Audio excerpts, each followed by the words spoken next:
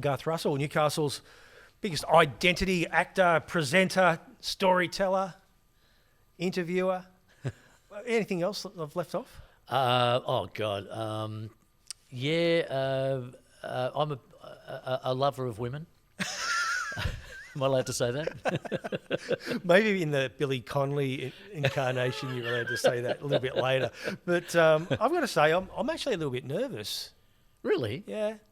Because you're one of the best, I consider you one of the best interviewers going around. Oh, thanks, mate. So to be interviewing you is like, holy shit, I better do my homework here. Because you've been around for a while, haven't you? You know? Mate, well, yeah, look at me. The face and the lines tell the story. Well, yeah, and I have, and I've always just been, for me, interviewing is not, it's not as tricky as I think some people think it is. Yeah. If you're genuinely curious. Yeah. And I kind of got that from my childhood because of my dad, and we'll maybe talk about that later on. But Dad was innately curious about people and the world. And so I kind of had that indelibly imprinted in my DNA from an early age. So to me, interviewing is just, I just genuinely want to know what you know or want to know about your story. So I guess I haven't overthought the interviewing process over the years. I very rarely write questions down, and when I was on radio and people would say, "Oh, can I see what questions you're going to ask me?" and I'll go, "Nah," because I don't know until we start talking. I find I like asking questions that people probably wouldn't normally ask. Absolutely, yeah. And that's something. And sometimes too, you know, like depending on who you're talking to, it can get a bit hairy if it's a politician. But then I think to myself, I'm in a position where I want to be asking the question like the man on the street wants. Yes, yeah. And sometimes that gets the better answer because they're so in, not sportsmen and pollies and celebrities, they're in this sort of mode where they just, it's like, I've heard this question before. Yeah. You know, press play. I know exactly what to say here. Yeah. It's the ones where they go, oh, I've never heard that. Absolutely. And you see it with musicians as well. Yeah. Where they're asked the same questions about their music over and over again. And you throw in a question just about them as a human being, and they go, oh, yeah, cool, let's do that. Let's talk about me. Well, as you find also too, it's, again, you might be speaking to someone that's famous, and it's almost like the person asking the questions doesn't want to miss a question that most people go, why didn't you ask him about that? And it's like, well, for me, it's like, well, that question's been asked 1,000 times before. You've heard that. You know what he's going to say. Yeah. Craig Johnson, for example, you know, everyone wants to talk about him scoring a goal in the FA Cup final and playing for Liverpool and all that sort of stuff. But you ask him something completely off the cuff, and it's like, you know, and I go, wow, you know, because again, as you know, on radio, you've only got a certain amount of time to ask some questions. Yeah. You start going deep on one question, you could go down a rabbit hole. Yeah. Next thing you know, we've got to wrap it up. Yeah, that's very true. When I did I was on breakfast at the ABC from beginning of 2016 to 2018, so I had three years back on air doing a breakfast show I didn't think I'd ever be doing. And we were doing the story box, and you virtually had 10 minutes to get something interesting out of people. So you really had to kind of, and you didn't know who they were, so I was sort of learning about them on the spot, which was part of the joy of it. But you just listen for the little clues of where you might want to take people, and off you go. Do you feel that everyone's got a story? Yes, yeah, I totally. And the more I've done, so I've got a business that I've been running sort of intermittently for the last 16 years. I call it a life recording. Yeah. And quite often it could be a grandmother who the family's pushed her forward going, hey, Nana, can you just tell this guy your story for us? And she goes, well, I haven't got a story. I haven't got anything to say. But they do. And sometimes I get the most enjoyment out of just hearing from, say, a 90-year-old what it felt like to become a mother for the first time. Yeah. Because to them, that means everything. It's as much the emotion that's in the answer as the answer itself, if you know what I mean. It's just capturing that person, and sometimes you just get these little light bulbs go on when you ask the right question and you see that person go, oh, I've never thought of that before. But it's getting that right question too, isn't it? Because sometimes you might get someone where you go, this person's going to bomb, but you ask a question, it's almost like it opens something up in their brain and go, wow, I've always wanted to tell people about this. And it's almost like this is my 5 minutes of fame of doing it. A little bit like, remember Street Talk? Yes, It was on SBS where the bloke used to just turn up and put a microphone, and at first they were a bit hesitant, and all of a sudden it was like, next thing you know, you got their life story on there. Yeah. You know? And people will open up if they sense that you are genuinely curious. There's no ulterior motive. You're not trying to catch them out. Yeah. You just generally are interested in them as a human being. I still think, I mean, again, I worked for NBN for a little while. I reckon a show like that would work even locally. You took a camera around and just point in Hunter Street, and people would watch that. Yes. Very true. Because we're all fascinated by the human condition, and the thing about storytelling, and I've thought a lot about this over the years, is I've sort of done a bit. I've started telling stories more than extracting stories. I've just started doing that in different ways, and I had to reflect on: is this being self-indulgent? But it's not, because in the listening to someone's story, we automatically, as human beings, reflect on their experience and go, how does that relate to mine? How would I react under those circumstances? So we, not in a selfish way, but we just take it on board and go, wow, I can really reflect on that without even realising it. Do you miss the ABC? I don't miss the ABC as it is now. I think I was there during the halcyon days on and off. I was there in the mid-'80s. Yeah. I went back in the early 2000s. A lot of people have asked me about whether I miss radio. I miss the core, sort of the fun part of radio and the core business. But it kind of got a little bit clunky, and it just wasn't as much fun as it used to be. You know, I had Craig Hamilton on the podcast, and he practically said the same answer. Yeah, it's almost like I used to love it. Yeah, but in the end, I knew I had to get the hell out of there. I think, and it's happened in commercial radio as well, where the people with the real love for radio don't seem to be there anymore in positions of power. Yeah. The people who are still doing it love it, but I think the people that are running the show, maybe not so. I used to love listening to ABC. I mean, I'm a tradesman. You know, I was a carpet layer for 21 years. Become a journalist for 12. Back laying carpet again. Listening to people's stories when I walk in their house. Yeah, you know? Yeah. But when I was, the first time, I used to listen to a lot of the songs, you know, the FM stations. I was just constantly, same song every day, you know, finally. I need to listen to some talking. So the ABC was the go-to. And even Lindy Burns. Oh, yeah. Like, I felt like I got smarter as a person listening to her and her interviews. And some of the intros she used to do were just like the greatest, longest... I mean, she had Michael Palin on for, and it was almost like this long spiel, like a ridiculous thing. But people can learn a lot from people's stories and through interviews, can't they? Yeah. I think a good interviewer, it's a fine line between them sharing a bit about themselves in the interview and letting the interviewee have that space, if you know what I mean. Just going back to that live recordings that you do. I mean, do you still do it now? I mean, is it still something you love doing? Yeah, I think I'll always do it, Caney. I think I did it full time for a while. I had it as my predominant business, and is often the case with creatives.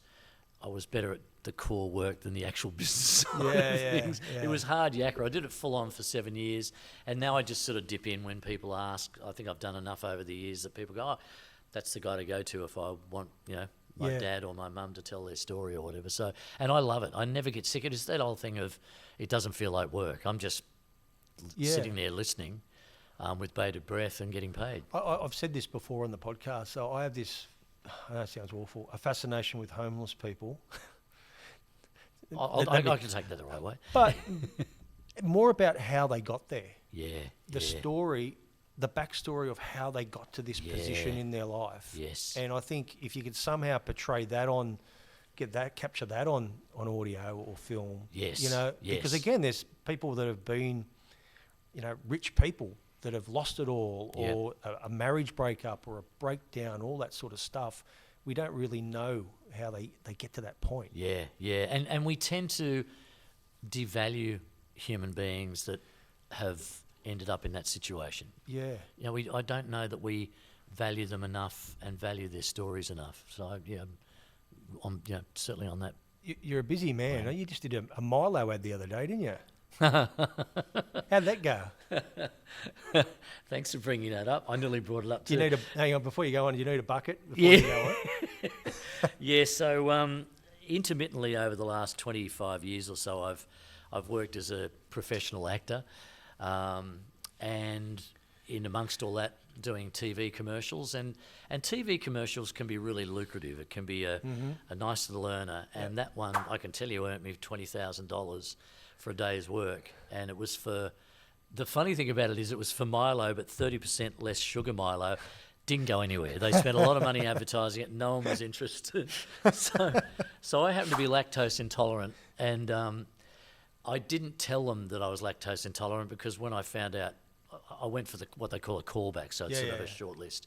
And one of the things they said, are you lactose intolerant? Because you're going to be drinking a lot of dairy milk on a day. And I went, nah, not for $20,000.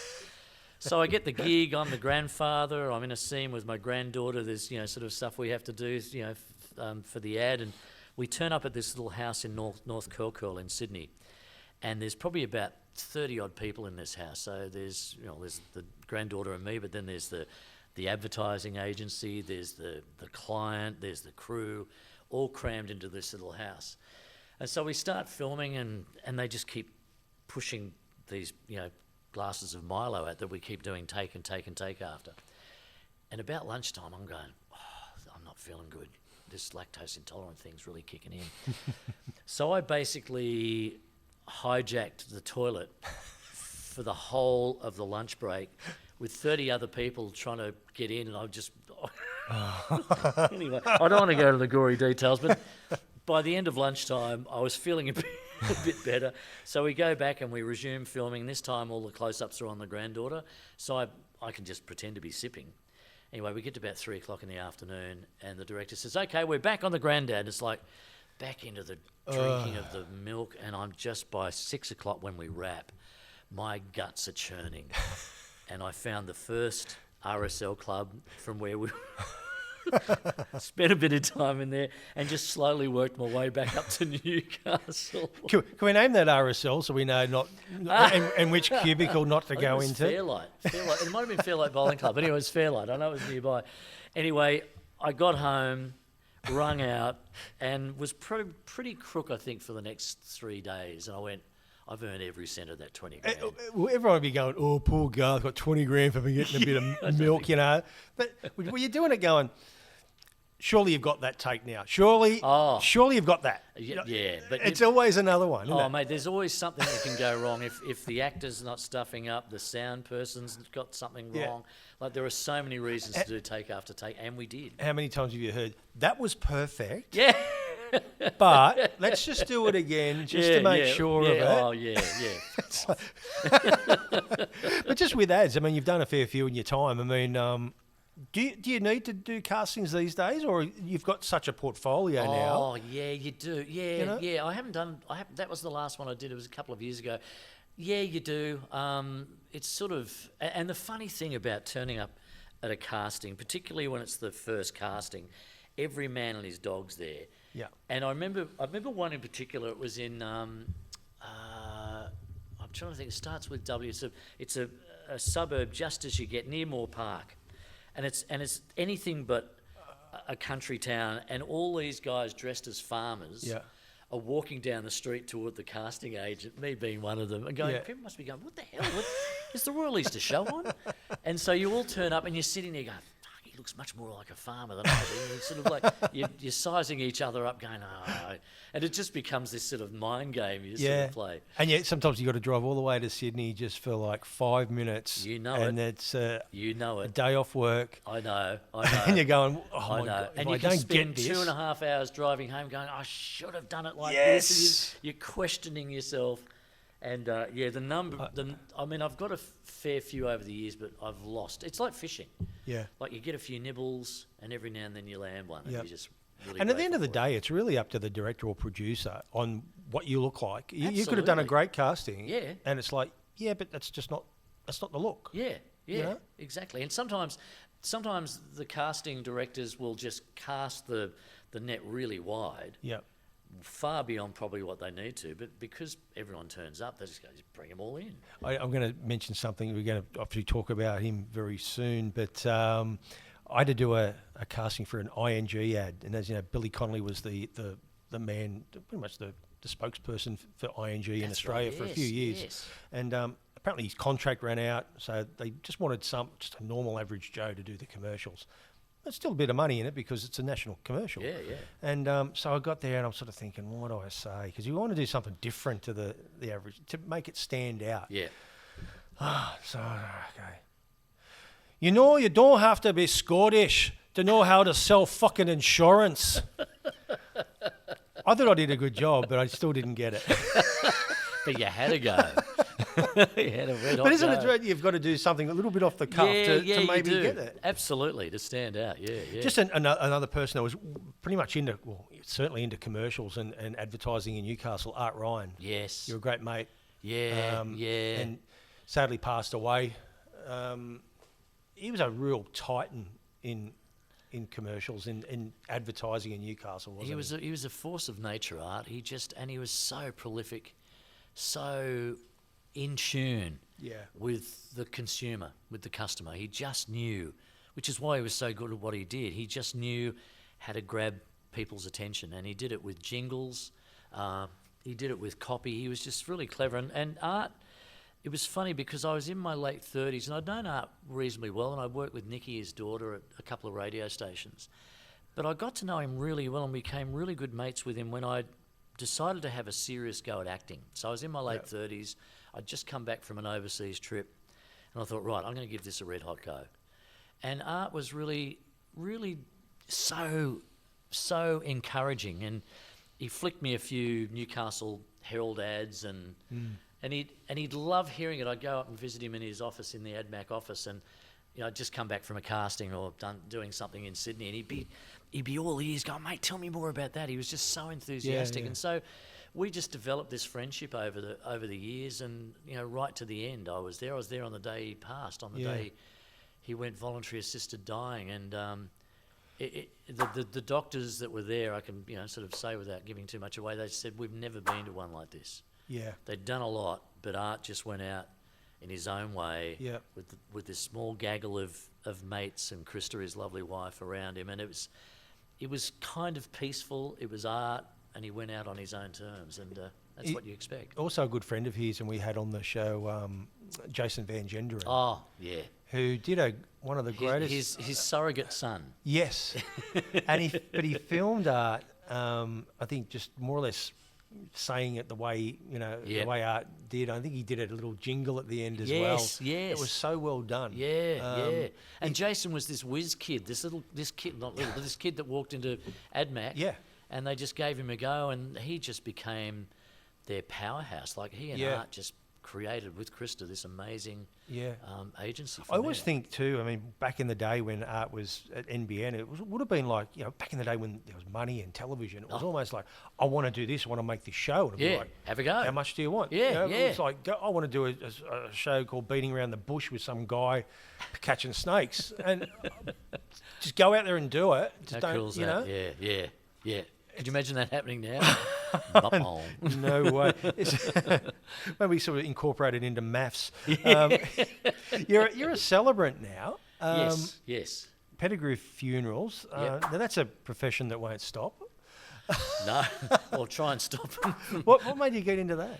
Oh, look, it was funny. It was a bit, I think a lot of things I've done over the years have just been someone making a suggestion. And it was my father-in-law. And I was I left radio, and I was looking for sort of regular work, and I took on a job that wasn't me. And it's not easy when you're my age, when you're well into your 60s, sort of necessarily getting work. And my father-in-law said, because he's really good friends with Leanne Pettigrew, and he said to me one day, he said, have you thought about being a celebrant at Pettigrew's? And I think people had suggested celebrant work before to me, and I just thought, weddings, nah, I can't do that. It just drive me mad. Anyway, so from that I approached them and got a gig originally as an arranger, the old funeral director, and that is a really interesting gig because you do a bit of everything. You pick up the deceased from the aged care home or the morgue, or and you're right in there, like boots and all. You're in amongst. It's like the kid from Sixth Sense. I see dead people, but you see them every fucking day. Now that would be a good reality show. Yeah, well, yeah. But it's amazing how quickly you get used to it. It's amazing how quickly you go, this person's deceased. There's no one home. You kind of sort of feel comfortable with it, in a weird way. And then I badgered them into letting me be a celebrant because I knew that's what I would do best. Yeah. And I just apply lots of things I've learned over the years and things that I feel like I might be good at. But for someone who loves stories, it's probably the perfect. It is to tell people at a pretty important time. In regards to portraying their life story. Yeah, you know? I love being an advocate for the family and the deceased. I love sitting with when I say love, I mean part of the process is you sit with the family, you learn a bit about the deceased. Obviously there'll be family members that deliver the eulogies and the tributes. But for me, I always like to get up there and reflect back to the family and friends the sort of person that we're honouring. And just those little things, you can see the family, and I've experienced myself with people I've lost, where someone will say something nice about my dad or someone like that, it feels really good, particularly if that person didn't necessarily know them well. Yeah. But you feel like and I think a good celebrant is someone that can walk that fine line between sounding like they knew the person without pretending to be their best friend, because that becomes smoke and mirrors. Yeah. You mentioned your dad. He passed away at the age of 48. Yes. You feel cheated? That's not a old age. Oh, look, I suppose sometimes when I see people, upset about losing a 96-year-old. I think that too. But look, long story short, Dad just gave me the tools and the mindset and the philosophy that his 48 years here were well spent. He had an incredible life with all those ups and downs. And I kind of feel 46 years later since he passed away, I still feel that I learned from him. I still feel a sense of him in my life because he did have an incredible impact on me. And I think that impact grew as I grew into my adult years, to be quite honest. I mean, were you 22 at the time? 22, yeah. So how did you react to that? Like, obviously devastated, but... Yeah, look, Dad had been sick for 8 years, and I remember the day he passed away, and I remember driving up to Palm Beach with my mum and my grandmother, and I remember sitting on the beach having fish and chips like I'd done so many times before with Dad, just thinking... he's out of pain because he did go through, particularly in the later years, he went through incredible pain. He dealt with it incredibly strongly. He had this amazing ability to be in the moment and not worry about the fact he was going to go through pain again in a sort of an hour's time or whatever.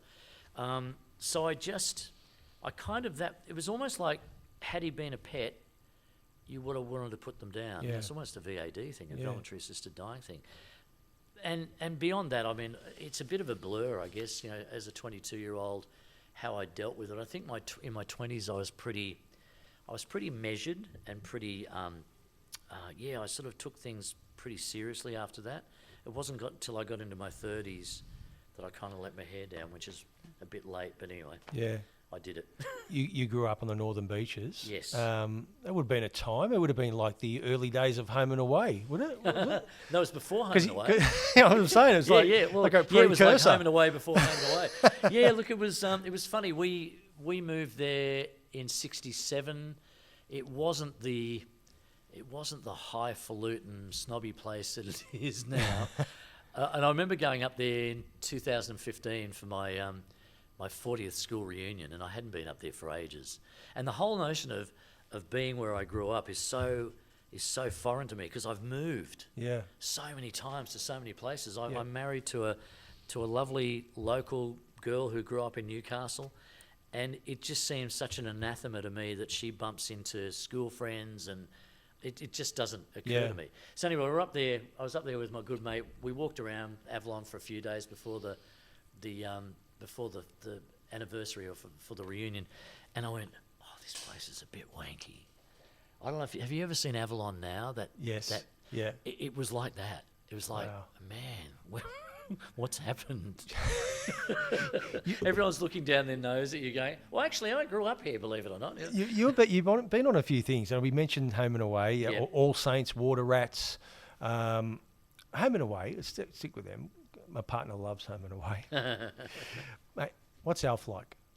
I didn't meet. The funny thing about Home and Away, and not that I've done anything, I haven't done incredibly amazing acting jobs, but Home and Away is the one thing people, oh my God, Home and Away. To give you an idea of how small my roles were in Home and Away, I was on Home and Away 5 times as different people every time. Really? The very first time was as a radio manager, and then I was all these different things because I was only on one episode every time. So they go, oh, they won't remember this guy. So you're saying you're in the Guinness Book of Records for the most different parts on Home and Away? Chances are. Wow. I need to enter you in this. I had one scene. I was a prison warden. Yeah. And all I had to do was like jiggle the keys. And I can't believe I didn't get a Best Supporting Actor. Yeah, mate. Logie Award best for key jiggling. Best assistant prison warden. At Elk Architecture, we don't just design buildings, we shape the spaces where life happens. From concept to construction, our award-winning architects bring our vision to life with precision, passion and purpose. Whether it's your dream home or your next big commercial project, trust Elk Architecture to build what matters most. Elk Architecture, designed for life, built for the future. Everyone deserves the chance to live life their way. At Connectability, they support people with disabilities to build confidence, independence, and real connections in their community. With allied health services and capacity building supports for children and adults, they help people develop the skills they need to grow, learn, and thrive. From daily living and community participation to NDIS support coordination and supported independent living. Connectability is there to help you achieve your goals, dreams, and aspirations. Connectability, supporting people, strengthening communities. What if your home could sell for more without a full renovation? From simple refreshers to complete pre-sale transformations, we help unlock your home's true value. At Mitchell & Beasley, we specialise in property styling and cosmetic upgrades to make your home stand out. Mitchell & Beasley, where presentation meets results. You got into radio, 2NC? But before that, was it, you go to Tamworth? I did, yeah. And I'm going back there to do a show, which is funny because I was up there the other day, just sort of wandering around for the first time in ages. So, how radio came about was I got into retail management when I left school because I couldn't think of anything else to do. So, and I worked at Grace Brothers, and I remember I was selling a colour TV to a guy once, and he said, and he happened to be a radio announcer. He said, "Mate, have you ever thought about radio?" And I went, "Nah." I mean, I'd listened to it and loved it, but I'd never thought about being a radio announcer. Anyway, 18 months later, I was out of work and I thought, I'm supposed to get back into retail. And just this guy's voice came back going, "Mate, have you ever thought about radio?" So I went to 2CH in Sydney. I did a 12-week course, 2 hours a week. And on the night that we graduated, after a 12-week course, I get a call from 2TM in Tamworth. Yeah. The guy that approached decided he didn't want to do it. He was in my class, but he decided he was going to go into the Defence Department, Defence Force. So I was the second choice. They went, "What about Garth Russell? Can we have a chat?" So I went up there, did the interview, got the gig, and armed with 24 hours training, I hit the airwaves, and I'm still apologising to Tamworth people for how bad I was, because I was shitting bricks. So we'll talk about this tour later, but this sounds like the apology tour that's coming up. It's like it's I'm like back a and bit I'm late now, sorry. mate. You know. I often joke that, when you get nervous, your voice goes up a few octaves.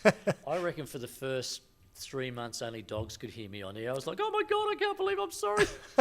I was so nervous. But Tamworth is, I spent 9 months up there with NBN, and it's a really sort of, again, send them up there and get their, flying time up. And we'll bring them back, you know. But it is a really good place to make your mistakes in a way and learn. Yeah, well, the great thing about country radio then is, like every shift was live and local. So you got lots of opportunities to do different shifts. You got lots of opportunities to try different things, and people were sort of fairly forgiving as long as you, they sort of came on board with me, and I loved. I mean, I was doing sort of late nights, and then I was doing the racing shifts on the weekend, not knowing anything about horse racing, and I'm madly sort of queuing. The dogs up as well, coming up from Dapto, a greyhound race that lasts about 2 seconds. So, you're doing all this stuff that's sort of testing you, but it sort of really helped. But do you feel that, you look back at those days, it really was a help in regards to making you who you are, to be, I suppose, a bit of a multitasker in a way? Absolutely, yeah. And look, the biggest challenge ended up being thrown at me after a year, where the station manager said, mate, what sort of radio announcer do you want to be? He said, do you want to be a music jock? Or I said, oh, look, I wouldn't mind trying talkback. And he said, okay, you can have a talkback show. So it had never been done before in Tamworth, so they offered me 9 to 12, Monday to Friday, and I had to do everything myself. It was just like, I had to find the guests, research the topics. No producer? Well, funny enough. Work in the panel? Yeah, and the only way that you knew someone was wanting to talk to you on air was a light flashed on the phone in the corner of, up on the desk. Yeah. You'd know who they were. You just hit the button with a 7-second delay and hope for the best. I did that for probably a year, I reckon. And after a year, finally they said, okay, we've found this young lady who we think you might want to work with. She's just come out of school. She's just finished high school. Her name's Kylie. It turned out to be Kylie Gillies. Oh, wow. And she was a gun. She was brilliant. She made my life so easy. I think she was only with me for 9 months because NEN, the TV station, grabbed her and there was a cadetship and off she went. But that was like, oh, how good's this?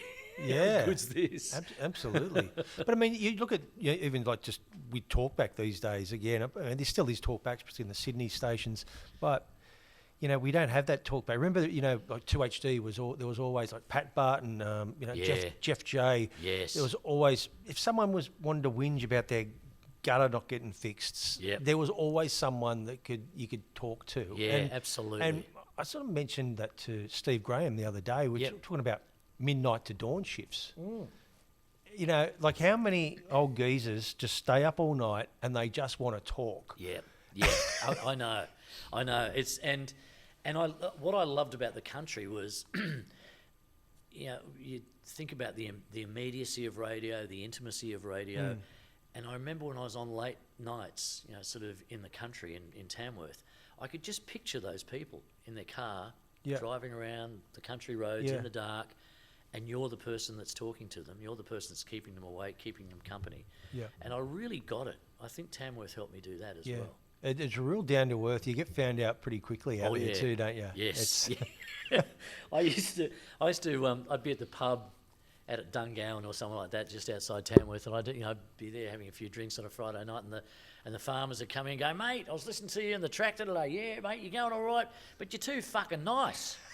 You're gonna have a go at them. So towards the end of my time, I didn't have a go at them, but I started sharing my opinions. Because up until that, I was just letting people. I was moderating. People were giving them. I remember right towards the end. I wish I'd done this before. It was 1985. End of 85. Anyway, it was the mid-80s, and there was a story about homosexuals in the armed forces, and there was a debate about whether they should fight, whether they should be in there.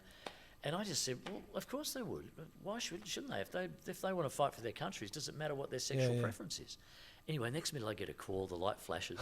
It's just before the 10 o'clock news. Yep, hello, who are we talking to? Oh, it's Beryl from Gunnaganoo Road. Mr. Russell, I believe you're a homosexual. I said, oh, really, why? She said, well, you sound like one, and you're sticking up for them, and yes, I just believe you're a homosexual. And I was quick enough to go, Beryl, would you do me the biggest of favours? And she said, what's that? I said, would you please not tell my wife? And I got so much feedback from that. I thought, damn, I should have been doing this the whole time. But you know what? I had Wayne Rogers, who owns Flamingos Live. Who used to be up in Tamworth. Yeah. That's right. And he was married. He was married to a woman, and I think her name was Tina. Apparently, she was playing up on him, and she left him, and he decided that was the time to come out. Wow. In Tamworth. That's right. Which, even back then, was still, that was gutsy. And it's funny, she came back and said, really? I want you back, and he sort of went, no, like I've made a decision now, and it was a massive, it's a massive decision to tell people. Yeah, but back then, but again, in a country town like Tamworth, where men are men, and it's and he actually said, I was gay all along. I knew I was gay, even when I was married, to a woman. But there was a pressure. It's that pressure. Yeah, and I can see what, just that one caller from you going, imagine walking into a pub and, there's so many stories about Tamworth. We did a live show, an Incredible Lives live show, funnily enough, at Flamingos. And that's right, yeah. We had Mark Evans, a former AC/DC member, bass guitarist, 75 to 79. And when I was doing my research, I'm looking at all these gigs that AC/DC played back in the early days, and the first, like the sixth gig that AC/DC ever did was at the Gunnedah swimming pool. It's crazy, isn't it? And then you start looking through the tour, because they were relentless tours. They were. It was like, oh my God, they every night, and this night they did 2 gigs, one at lunchtime, one in the, they were just, and they went to Tamworth, and there was this, it was crossed off the list, and I couldn't understand why. And I said to Mark, I said, what happened then? He said, oh, the mayor ran us out of town. Really? I said, yeah, they wouldn't let us play. It was big. It was national news. Jeez. Because apparently Angus bared his ass on stage at the last gig, wherever they played, and the news got to the mayor and said, there's no way you're playing in this town. But it's funny how you do research on things and you go, wow. That's I got to tell you a quick gay story now I think of it. While we're on the roll. You can use this if you like. So I've been asked to interview Bernard King. So older people will remember Bernard King. Yep. He's up there with John Michael Howson as a famous gay TV personality. Anyway, so he was coming to Tamworth to do a demonstration of sharp microwaves at the Workers' Club or the Workmen's Club. And he was supposed to be in the studio, but apparently his valet forgot to wake him up. So we had to do it over the phone. Anyway, I met someone who was an old friend of his. And I said, what can you tell me about Bernard that we normally don't know? And she just said, ask him about George the cockatoo. And I went, okay, done. So we're doing the interview. I said, and it's going really well, and he's chatting away and being very, very Bernard. And I say, Bernard, so I'm interested to hear about George. He said, George the cockatoo. I said, yeah, and he burst out laughing. A quick story. This cockatoo belonged to this little old lady who died, and he was then taken to the RSPCA, and they took hold of him. The thing is, George used to swear like a trooper, and he goes, just tell everyone to fuck off. So he ends up there. So all these families are going through the RSPCA, through the shelter, looking for puppies and kittens. Here's this fuck off, fuck off. So this lady who worked for the RSPCA, this friend of Bernard, said, Bernard, would you be interested in a swearing cockatoo? So he said, yes, I'll take him. So he tells me about George, how he flew away and came back again, and that's right, he ended up in a park, and the police had to get him out of the tree because he's telling everyone to fuck off. Anyway, he comes back later on, like disappears, and comes back with a female cockatoo and some babies. And I said, oh, so George got his bird in the end, did he? And Bernard thought that was hilarious. So he said at the end of the interview, he said, will I see you tonight? Meaning, you know, at the demonstration. I said, yeah, I guess so. So I get off here. Oh, you're going to see Bernard tonight. Anyway, Trelaw's is the department store that had him there. And he invites me to dinner. So we're out at this swanky restaurant with all the Trelaw's people. They're going, what's Garth doing here? Yeah. Bernard. Anyway, at the end of the meal, Bernard says, would you like to join me in my motel room? And I go, yeah, fucking why not? So they're all going, so I drive, he gets his driver to take him out of town to the motel room. I drive there myself. I get there, he offers me a vodka and we have a bit of a drink and a chat. And he really tactfully just susses out. I'm probably all about 25, 26 at the time. He just susses me out. And I very tactfully, you know, make it obvious that I'm not that way inclined. Yeah. Unlike what Beryl thought.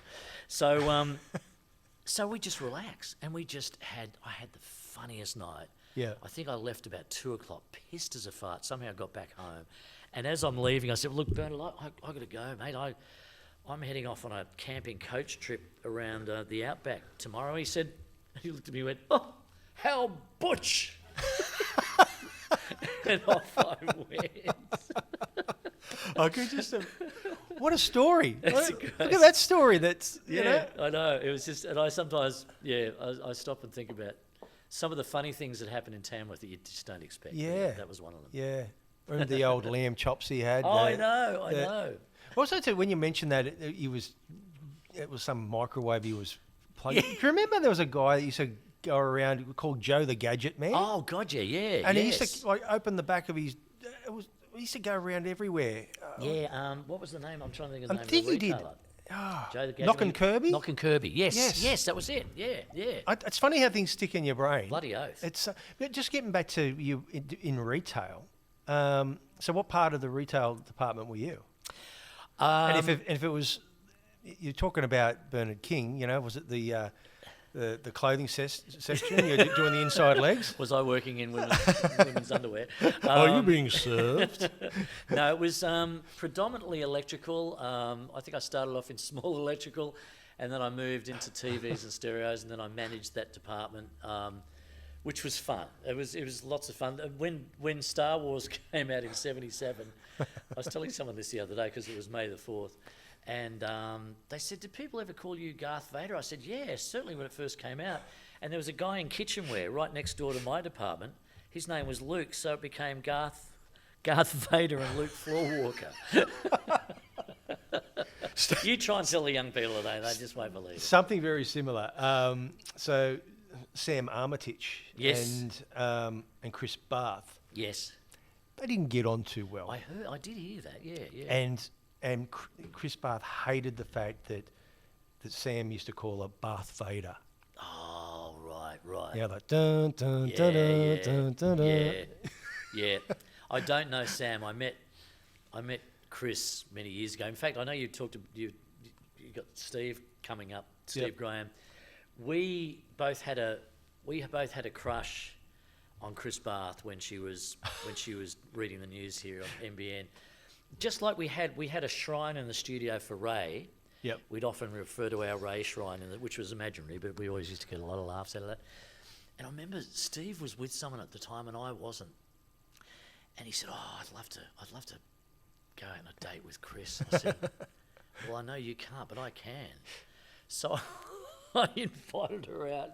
We had dinner, and I did it just to piss him off. It was only a one-off. I don't know if she did it just to, sort of help me with the joke. But I remember we had a lovely night. It was very, very funny. But Steve, bugger, you bastard. Well, wouldn't have been great radio with you and Steve after that. Yeah. For the next few months. But it's funny, I mean, she married Jim Wilson, who's the former Channel 7 sports reader. Right. But they bought a cafe up at Wollombi. And I think it's still going up there, but they work in it from now and then. But I think she was still reading the news at 10 on Yeah. weekends. She was sort of to and fro, but Yeah, no, she's a it's, great just, girl. 2NC, Yeah. New Common Street. Yes, near the old rugby club, across from the Newcastle club. Yeah. And that place was built. I think they set the radio station up there just after the Second World War, and it was a really interesting place. The on-air studio was massive. Were the Japanese aiming for it? Yeah, I don't know. Luckily they missed it, but we had the on-air studio was so big that we had a grand piano in there, and just the desk was just dwarfed by the size of the studio. So when I started there, I started doing things like getting Chris Kelly, the Chris Kelly, the clown doctor, and I met him early in the piece, and I used to get him in, and I remember I got him in one day to do sort of just some circus tricks, which is very visual, obviously, and he was juggling, sort of flaming torches, and all you could hear is Yeah. and I'm going, this is amazing, ladies and gentlemen. I'm describing what's going on. I think I had a couple of Red Faces episodes in there as well, where you could fit 20 listeners in, and they, had a live audience. And then the ABC, because I was all of about 28, the ABC started getting complaints going, this Garth's a bit trivial. Like, what's happened to the ABC? And I went, well, it's just lucky they let me have a go.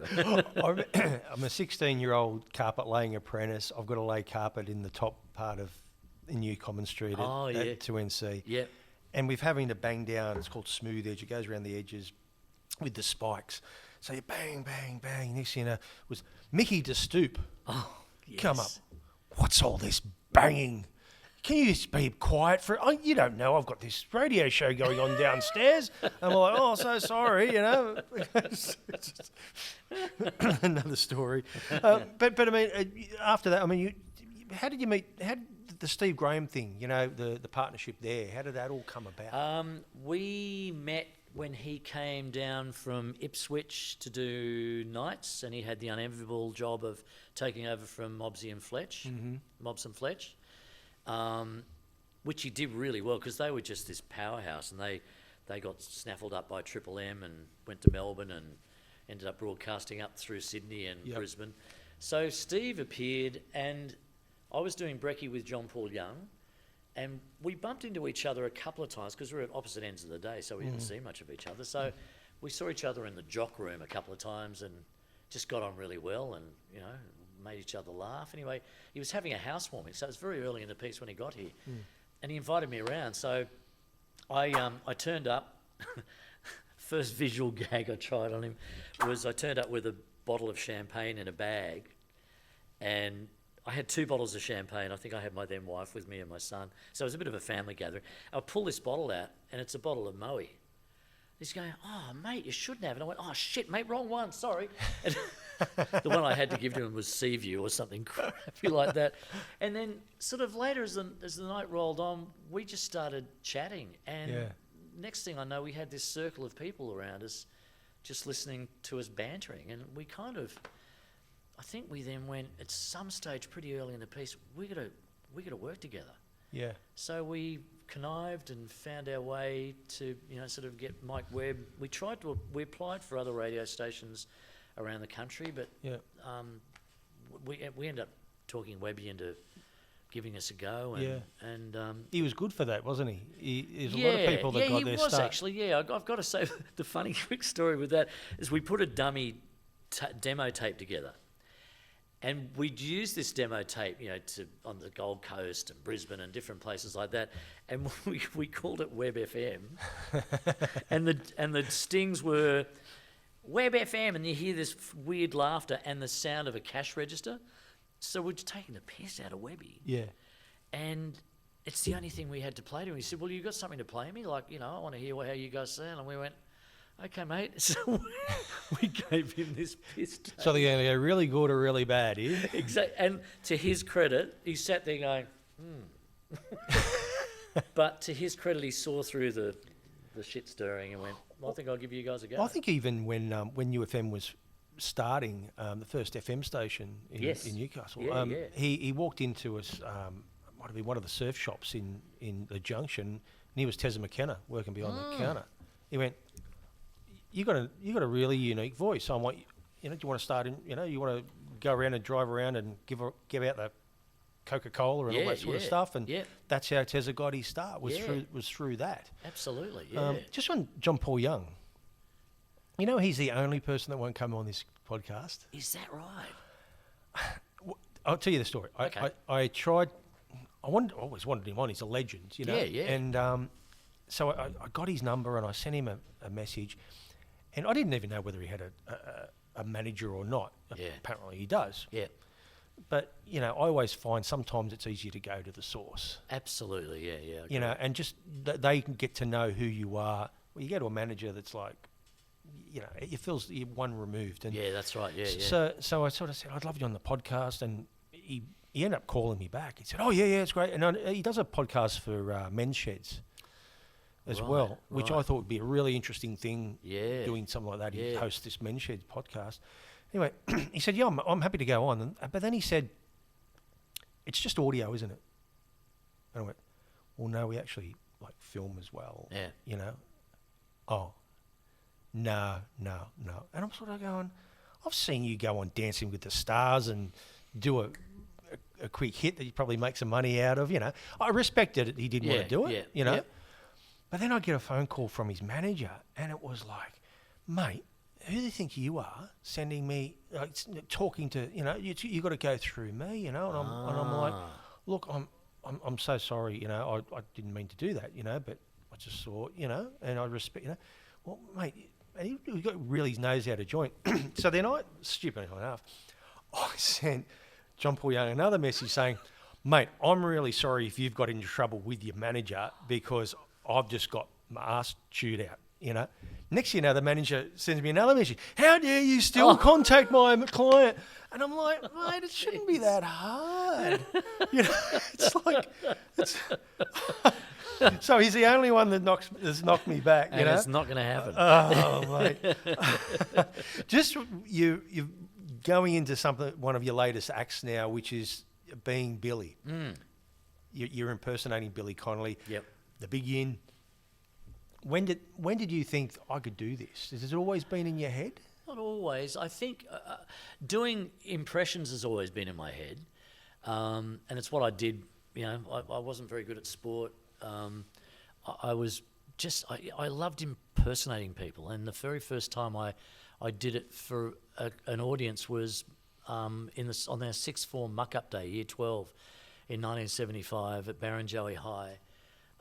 We were all encouraged to turn up at the North Avalon car park as our heroes. This is 75, and Gunston, Norman Gunston was at his peak. So I turned up, hair slicked. I had hair then.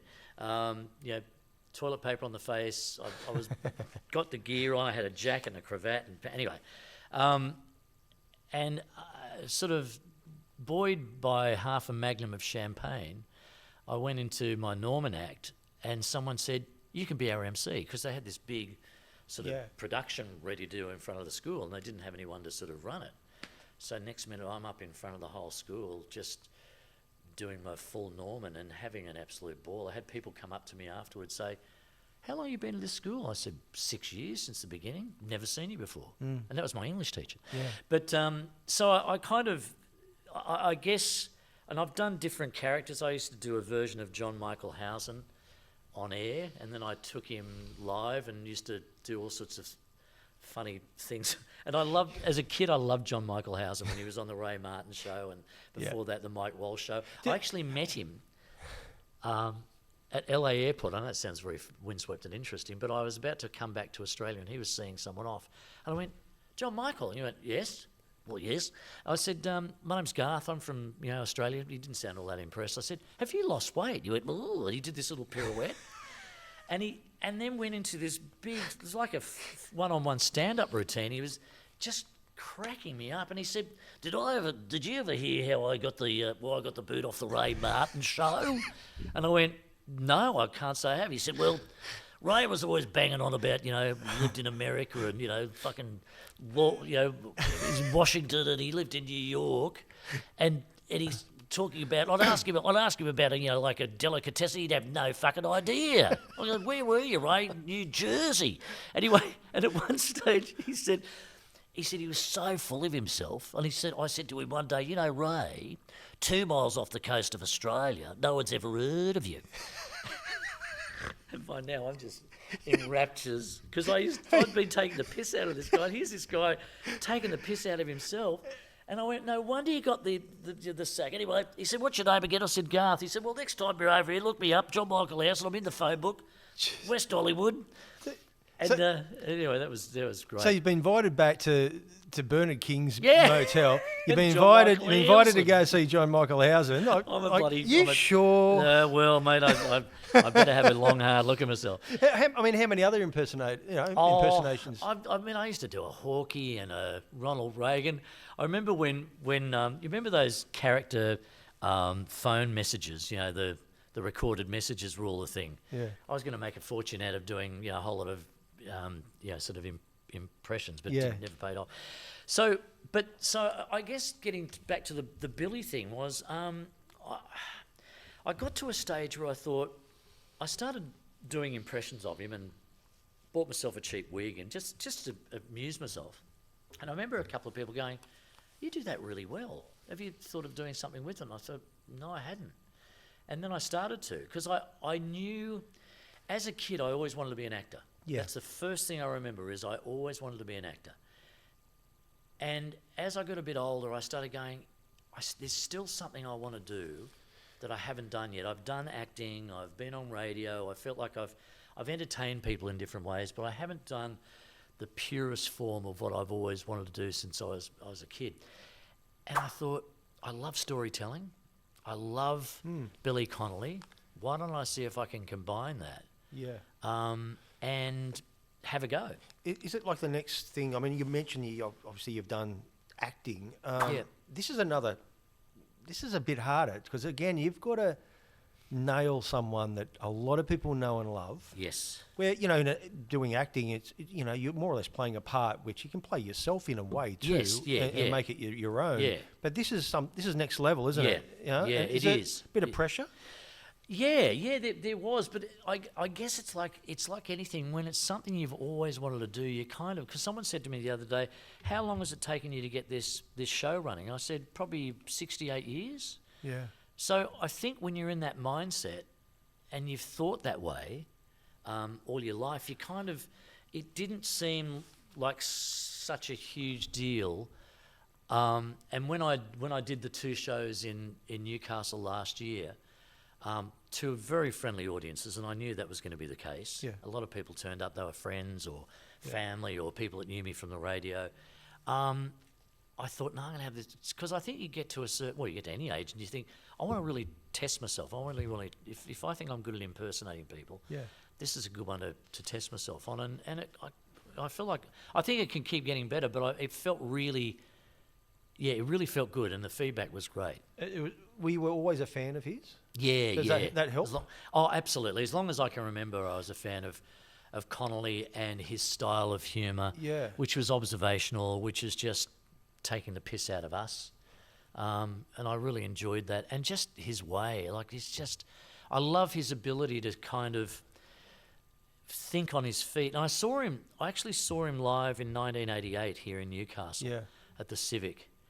And I'd seen videos of him and heard recordings, but he was everything I was hoping he'd be and more. And then I saw him in 2015 at the Entertainment Centre, and by then the Parkinson's had kicked in or started to, but it was just like watching an old friend come out on stage.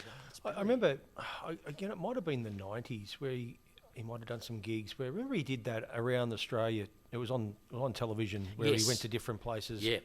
Came to Went Newcastle. up to Stockton and all that. So I think that was the real time when people, if you hadn't fallen in love with him before, if you weren't a fan, it was like that was a real wow. I think they gave him so much, cred, although he didn't really need cred. I mean, that's another thing too, is that Billy's, I go down these YouTube rabbit holes. Yeah. And one was, funnily enough, was with Michael Parkinson.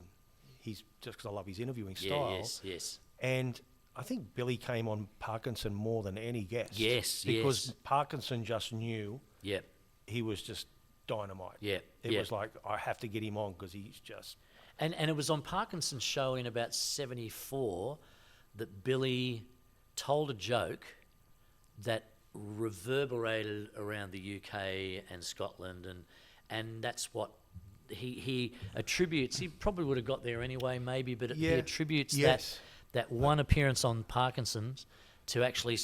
He had people at the airport when he was flying back to Scotland, asking for his autograph. They'd seen him on Parkinson. That's right. You're Billy Connolly, and it sort of just snowballed from there. Because anyone that went on on Parkinson was just it was the peak of his powers, you know. You know, Brian Clough, the famous football manager, he used to have the who's who of the zoo on. And it was, you know, staple television back in the day. Yeah. Just with this show, is this like a straight rip-off of Billy Connolly, or is it you putting your own, you know, spin on it? Yeah, look, I've adjusted it from the shows that I did here last year. What I did, because I knew there was no point in doing Connolly sketches because he does them better than anyone, obviously. So I used Connolly as a Trojan horse to get people to come along, and basically told my own stories as Connolly. Yeah. And it kind of worked. I mean, people loved it, and I got the best feedback I got, and there were lots of comments on Facebook, and it was very heartening. I had one from these people who I didn't know, and they said, "You inspired our son, and you made us feel happy to be alive." Wow. And I thought, if I could doing this have that sort of impact on people for 90 minutes, and Jason Van Genderen came along and he did a lovely testimonial saying, you just took me away for 90 minutes. Yes. So people had a great time. I entertained them. But what I've started to do now is I'm sort of doing a bit of Billy, but then incorporating my own stories as me, because I got lots of feedback from theatre people who know good theatre going, you'll make much more of an impact on an audience if you're telling your stories as you. So I kind of, it's a two, I sort of frame it around Billy, but then, you know. Because, you know, very soon, you know, June 4, you'll be in Tamworth. Yes. You sort of go to Tamworth maybe the day before, because again, Billy it seemed like he used to go to a town and just walk around and experience it. Yes. And incorporate some of the things in the show. That's something maybe at Tamworth that you probably... Yeah, well, I was up there a few days ago, and I was doing just that, just sort of taking a few mental notes and seeing what I could use. When Billy came here in '88, this is a great example of what he did in Newcastle. So he comes on stage. Oh, it's great to be here in Newcastle. I love the place. I haven't been here many times myself, but he said, I went up to the hill just outside, you know, sort of up near the park there, and there was this pointy fucking thing on the top of the hill. I go, what the fuck's that for? It's like, just, what's it? It looks like a danger to paratroopers. And he's talking about the obelisk, and people are pissing themselves. Anyway, he came back about 18 months later. I didn't see this show, but it was after the earthquake. Yeah. And this is how switched on he is. He came out and they said, Billy Connolly, ladies and gentlemen, and he's in a sort of like a sprint position. And he's going, one fucking tremor, and I'm out of here. And then he says, anyway, look, he said, I know it was terrible, like people died, and I was on the other side of the world, and you know, buildings are coming down, and people are dying, and I'm there going, fuck, I hope the obelisk is all right. So you imagine anyone was at the show before, just went, fuck, I lost it, the obelisk. That's brilliant. Isn't that clever? That's absolutely brilliant. So clever. But I mean, just in regards to audiences, I mean, they can smell like a fake energy a mile away, can't they? So it's there's that pressure to be on your game for this. But is this something that you're sort of looking to build into something? I mean, I could see a national tour with this if you do a great job of it. Oh, mate, look, I'd love to. My medium to long term plan is to create a piece of theatre that I could tour until I can't. I mean, if this is my final act, so to speak, I'd be really happy with that. And I think getting back to what we were talking about before, I'm not someone that regrets things. I'd normally think, you know, the decisions we've made, large and small, bring us to where we are now. But I came to this conclusion a couple of years ago that if I don't have a serious go at that, that's something I would regret. So so that's kind of the plan. When I've mentioned this to other people that I know, that and I thought this myself, and I mention it to them, and they go, "Oh my God, that's what I thought." Was John Waters when he did John Lennon looking through a glass onion? Yes. I don't know why. Maybe because I saw some videos of you going around town. I think it was the round glasses. It was a bit of a, from the side, Yes. it was a bit of a John Lennon look. And Yeah, then I went, yeah.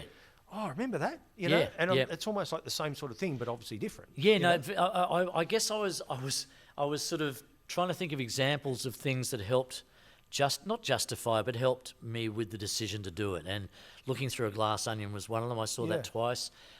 Just a couple of years ago, I was in the UK, and I saw a theatre version of Fawlty Towers. Yep. And it wasn't a dining exhibit. It was a proper show that John Yep. Cleese had written. Yep. He'd combined 3 of the best episodes and just done it in a 2-hour show, yeah. 90-minute show. And everyone was so spot on with their impressions. The guy that played Basil was amazing. Yeah. Sybil was amazing. They all Yeah. were. Yeah. And it was another thing going, yeah, okay, yeah. Especially if it's a big theatre and people are a long way away, they go, I think that looks like Billy. Looks like Billy, because I was up in the bleachers watching the play from a distance, but it was really well done. Do you think that, you know, especially the way things are at the moment in the world, do we think do we need more Billy Connollys? Yeah, definitely. We need more people who have, and this is where what I've brought into this new version of the show is more of Billy's philosophy. So Yeah. it's called Being Billy. It's not just me pretending to be Billy. It's just how we find our inner Billy. Yeah. And I think we need more people that entertain like Billy, but we've all got that ability to tell stories. Yeah. We've all got that ability to be a bit absurd and a bit crazy, and that's one of the premises of this show Yeah. is Billy says we're all absurd. And I think we spend our lives sometimes being too serious, too afraid of being judged. For me, radio, the thing that made radio easy for me was in the very early days, I thought, okay, I'm going to take what I do seriously, but not myself. And I Yeah. think Connolly is a real advocate for just have some fucking fun. Yeah. Don't be so serious and don't take yourself so seriously. But also, even on stage, his timings Yeah. is just on point, isn't Yeah, it? yeah. That's another thing that doing the accent, doing the whole thing, but Yeah. just those timings, Yeah. knowing when to. The thing that got me really excited, because I only did the 2 shows, was how much more relaxed I was in the second show. So I did a Thursday and Friday night. Yeah. And the Friday night crowd were a bit more raucous as well, so there was better energy. But I actually started thinking on my feet, Yeah. and I kind of had it planned, but it just worked better than I expected, where I'd talked about something 5 minutes before. Actually, there was one reference I made that was probably 20 minutes later, and I kind of thought of it on the spot. Yeah. And I just remember getting this really big laugh from the audience going, that's what Connolly does. And it was just such a buzz. There's a story that he mentioned too, or you may have heard of it, when he was good friends with Robin Williams. Oh, yeah. And that he was doing some gig in America where he was playing out the same place 5 days in a row. And he made a bet, I think it was $1,000 bet with Robin Williams made the bet with him to say, I'm going to go to every gig, all 5. Yep. And it's going to be a different show every single one. He goes, and it was the hardest thing I've ever had to do. He did it. He did it. But that shows how good he is. Yeah, He's got so yeah. much content in his brain that can just do that. Well, you think about all the recordings there are of all his stand-ups Yeah. and snippets of his stand-ups. You don't often see Connolly doing the same thing or saying the same thing. And you did Yeah. it for 40 or Yeah. however many years he was doing it. And you look at comedians these days. I mean, especially ones that are sort of, got a Netflix live show or Yeah. something like that. Yeah. They're learning in the local clubs down. Just getting it down pat. Yeah. For that big moment. Yes. They wouldn't be straying from the mark too much on any of these sets that they're doing, but No. to come on and go like that. Yeah, Again, that's a skill. I remember hearing Connolly tell this story. It was the first time he came to Australia, and he was in the car with his manager, and I think it was Michael Chubb who brought him out. Yeah. It was a well-known promoter anyway. So they're just about to pull up at the theatre, and Connolly turns to his manager and said, "How do I start the show again?" And you can see Chubby in the back going, "What? Fucking hell, who have we got here?" You know what? I reckon you could do a good Spike Milligan too. Yeah. I actually went down a YouTube stuff with Spike, and again, he's another comedian. I think that, again, he came out to Australia. He's synonymous, his mum lived in Woy Woy Yes. and all that. But, I think they've actually got a museum in the Woy Woy Library of Spike now. But people don't think of him as an Australian, which he wasn't. He said he was Irish and all that. But again, he had this he was synonymous with coming back to Australia so much, and I don't think people actually recognise that anymore. Well, a quick Milligan. This is I love this story because it's true, and it was at a time when my dad was really sick, and I was his carer. I was looking after him anyway. I bought a ticket to see Spike Milligan. This is back in 1980, and the night had arrived and Milligan was on, and Dad said, "You've got to go. You've got to. I'll be fine. Just you go. You need a laugh." So I drove into the city. It was at the Capitol Theatre in Sydney, and I sat there and I just laughed and I laughed, and it was just this big weight off my shoulders. And at some stage during that performance, I thought, my hero is right here. I'm in the same room as Spike Milligan. I thought, I've got to meet him. Now, I normally wouldn't have done that, but I think because of what I've been through, it's like anything's possible. Yeah. So the show finishes, everyone's milling around in the foyer, including the Woy Woy Theatre Group and Spike's mum. So they'd come down to see him. And I could hear them, "Oh, we're going to see Spike. We're going down to his dressing room to see Spike." And they're all chatting, I'm going, and they've all got their white Woy Woy Theatre Group T-shirts. I'm like, fuck, I'm going to follow them. So I did, and I wound all the way down to the dressing room. They all poured into Milligan's dressing room, and they're chatting away excitedly. And then they all pour back out again, and I'm left standing in the doorway going, it's now or never. There are a couple of other people that have followed us down and had the same idea. So I just make that trek across the room to his dressing table where he's sitting and said, "Spike, I just loved your show tonight. Would you mind signing my program?" And he said, "Yeah, sure, I'll sign your program." He said, "What's your name?" I said, "Garth." He said, "Funny, you don't look like a Garth." And the reason he said that is Garth was this sort of big, muscly, time-travelling, superhero. And I was this skinny little sort of 22-year-old. And I said, he said, "Funny, you don't look like a Garth." I said, "Well, I'm asthmatic." That's the first thing I could think of. So we started talking about asthma, and he said, "Asthma can be psychosomatic." And he told me this story about this little girl who she had asthma when she was at home, but she'd go to school where she was happy. And anyway, so I was going, that's fascinating. Anyway, so he signed my program. He said, "Well, keep taking those pills and see me next week." And I decided to use this line that my dad used. As sick as he was, he still had a great sense of humour. I said, "Well, the doctor gave me 6 months to live, but because I haven't paid my bill, he's given me another 6 months." So Milligan says, 6 months to live, 6 months to pay. He said, "That's pretty good." And I said, "And it's interest-free." And he did this Groucho Marx thing. I went, "At least he's interested." And you could not imagine the buzz I had from bantering with my absolute hero. I don't remember hitting the ground between his dressing room and the car. And the lovely thing is I got back home and I told Dad the story, and he just had the biggest smile on his face. He said, "Aren't you glad you went?" And I just went, "Yeah." He was just a genius. I mean, and also too, just even with the Goon shows that he wrote. He wrote most of them and co-wrote some of them, but he was in it all. And to the point when the BBC came to him and said, "We want you to do television shows," he had a few breakdowns because he was just constantly writing. Yeah. But even with the Goon shows, you just turn up and go, "Here's yours," and they just go bang, make it work, and make the magic. And it was also another story too. I think when he did his first ever stand-up, he bombed. And it was bombing, and then about halfway through, he just took all his clothes off, and all of a sudden, the whole thing turned. So what I'm saying, up in Tamworth, if it's not working, mate, it is the middle of winter though. I am a proud man. I've been up there. Look, we're going into a bit of a live read here. Here on Incredible Lives with Caney, we're all about recognising success, and that's why Purnell Trophies support this podcast. Every trophy, every medal, every award presents hard work, commitment, and sacrifice. It's a story worth remembering. Sports awards, business achievements, school ceremonies. Whatever the occasion, it has to be Purnell Trophies. These legends can do anything, and this is from Purnell. This is yours. I thought it was from Purnell Trophies. Fantastic.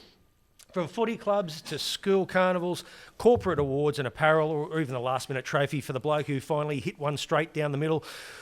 We know that they can do anything. Engraving, medals, big shiny cups. These guys they even do the keys to the city. When someone gets the keys to the city Is of the that Newcastle, they're the ones that do it for the Newcastle Council. Purnell Trophies, 24 Broadmeadow Road, Broadmeadow, or call 49612 333.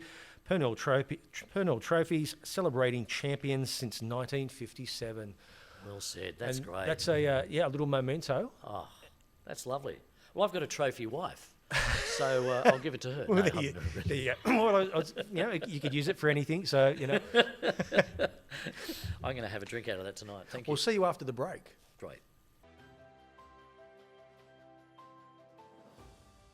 Escape the city and discover the magic of the Hunter Valley with HV Tours. From world-class wineries and craft breweries to gourmet food, cheese, chocolate, gin and breathtaking views. This is more than a tour, it's an experience. Small groups, relaxed vibes, local guides and unforgettable memories, all without the stress of driving. Whether it's a romantic getaway, birthday celebration, hens weekend or just a day out with friends, Hunter Valley Tours delivers the ultimate wine country experience. Book your next escape now at HV Tours and let the good times roll.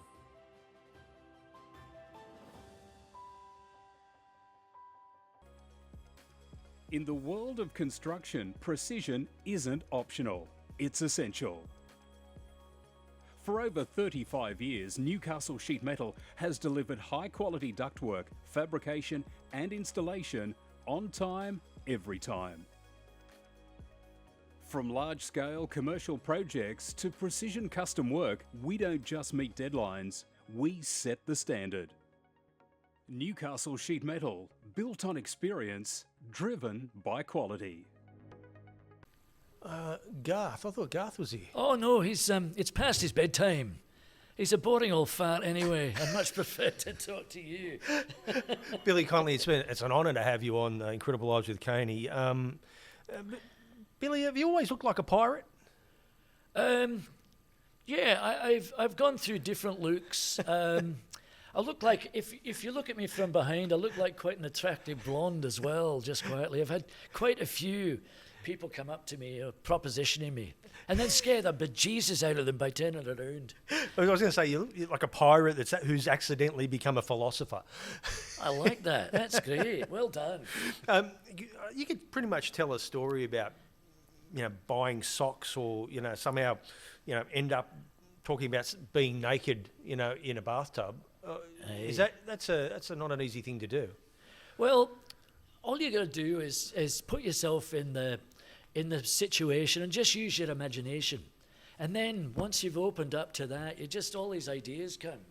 And I think we live in a world sometimes where we think too much, and we don't give ourselves that opportunity just to be and just listen to what's going on around us. And being a good storyteller, it's as much as important as being a good listener, because you've got to hear the stories and listen to people.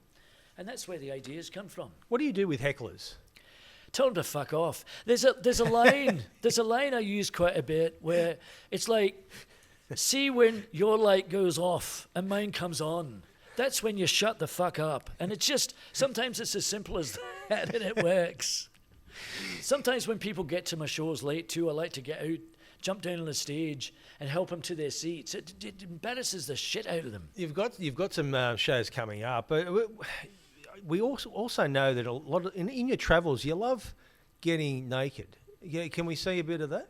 Well, yeah, that's an extra.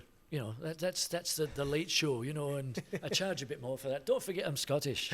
I'll do all sorts of things to make a bit more money, even though I'm fucking loaded. I can never be too loaded, so to speak. What's the best part in the world you've travelled to? I like it here. I got to be honest. I'm not just crawling up your bum. I do like Newcastle. I like the fact it's like Glasgow, but with the sunroof open, if you know what I mean. And the fish. I love the fishing, and I just love the sort of looseness of it all. And it seems to have a no wanker policy as far as I can see, and I'm very happy with that. Obviously, you're going to Tamworth very soon. What can you expect there? A lot of country music. I can expect I think when you get out to the country a bit further, people are very grateful for the fact you've taken the time to visit them just quietly. Yeah. So, I think sometimes good entertainment's a bit scarce the further out you go. So I don't think they're expecting too much, which is great. If you weren't a comedian, what would you have been? I wouldn't have been a fucking welder. I know that. I was not very good at it. Well, I do like. Do you know what? I think I love rambling. I think I just would have been a rambler. I think I just would have bought a 4-wheel drive and just travelled about and, just been to places. The great thing I've discovered, though, is the whole idea of rambling. It's like a state of mind. You don't have to travel to ramble. You can just read a book. The book's a ticket to the world. So, I don't mind. I could do it anywhere. You come to Australia a lot. I mean, has Pamela got the shits with you moving out here all the time? No, It's good that she's an Aussie. Yeah, she likes having the time to herself. I can drive her mad sometimes, I think we've got it just right. The amount of time we spend together works well. What's one thing that audiences today don't understand about the old days? That's a good point. I think they don't understand just how different we were allowed to be back in the old days. I think audiences sort of are used to, whether they be sports people or politicians or just people in the street, we all sort of seem to be careful about making mistakes. Back in the old days, you could fuck up and it didn't matter.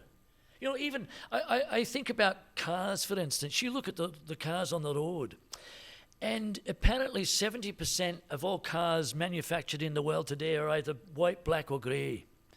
And back in the day, they're all different colours. They're orange and purple and different sizes. So I think they've forgotten how colourful the world can be, and I think we've all become a bit beige, just quietly.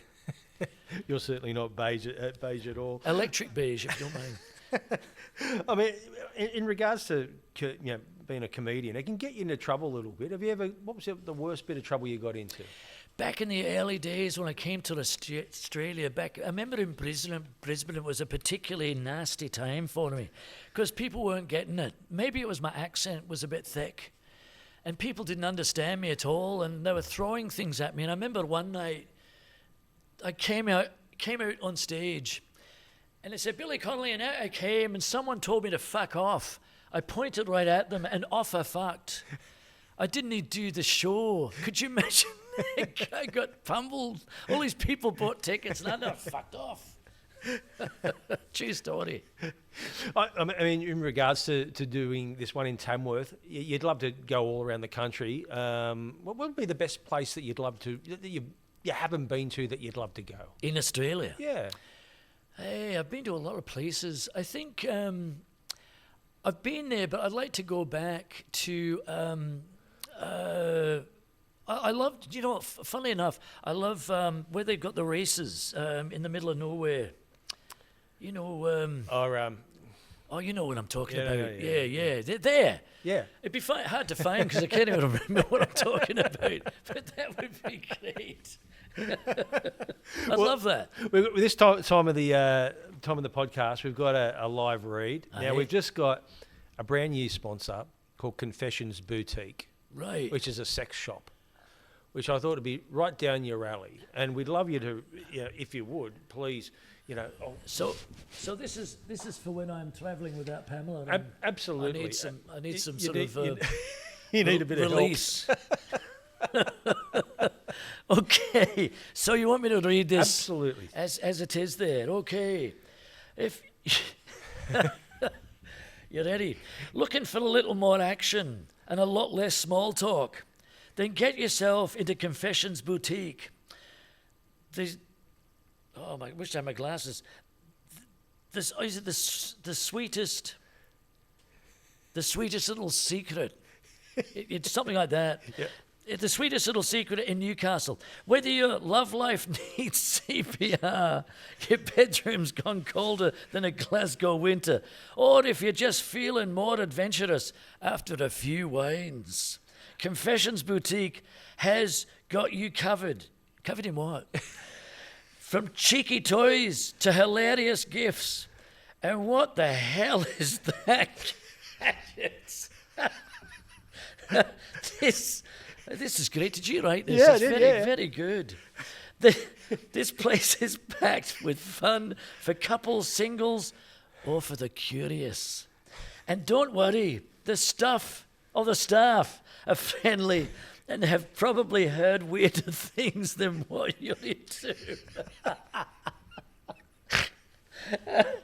Oh, God, if you're looking for something with real hair, they've got just what you want. You put a lot of fun back into your bedroom. Confessions Boutique, Shop 1222 Pacific Highway, Charlestown. I'll see you there. Billy, That's great. Billy Connolly, thank you for reading that ad. Oh, that's my Thank you for your pleasure. time and good luck on the trip to Tamworth. Thank you very much. Thanks, mate. Appreciate it. And say hello to Garth for us. Oh, no, can't be bothered. Boring fart. Love it. It's great coffee. Oh, dear.